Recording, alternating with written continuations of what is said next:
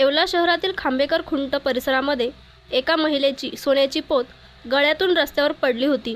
याचवेळी इथूनच चाललेल्या एका आजीबाईला सोन्याची पोत दिसताच कोणताही लोभ न बाळगता ती सोन्याची पोत महिलेला परत केल्याने या आजीबाईच्या प्रामाणिकपणाचे सर्वत्र कौतुक होत आहे। कपड्याचं दुकान आहे ना, तिथं पडेल होती खाली तिथं होते टिमकीवाला पोरगा बसला होता या भाऊसारखा, तो बसला होता। त्याला म्हणलं का रे भाऊ पोत पडेल कशी बाजारची आहे का?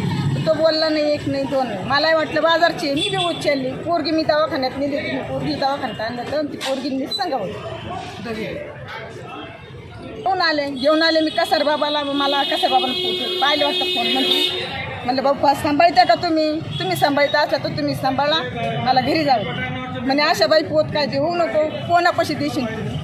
कोण आहे त्या पोतीचं मालक? हे म्हणून माझं, ते म्हणून माझं द्यायची नाही म्हणे, जे मालक भेटेल त्यांनाच द्यायची। अशा बाई बाबा स्वतः। माझे नाव सुलबाला अनुगुंड, मी सोनवणी दुकानामध्ये स्कार्फ घेण्यासाठी उतरले होते, माझी पोत पडली, या आजीला सापडली म्हणजे मी दिली। मी बाजारमध्ये आलो होतो, ते पारक शेटच्या दुकानसमोर थांबलो सोनवणे, तिथं शेडीची पोत पडली। ती एक बाई म्हणजे येणारी जाणारी त्यांना सापडली, उचलली ती रस्त्यावरून, त्यांनी इमानदारीत ती पोत आमची परत दिलेली, त्यांचे आम्ही आभार मानतो।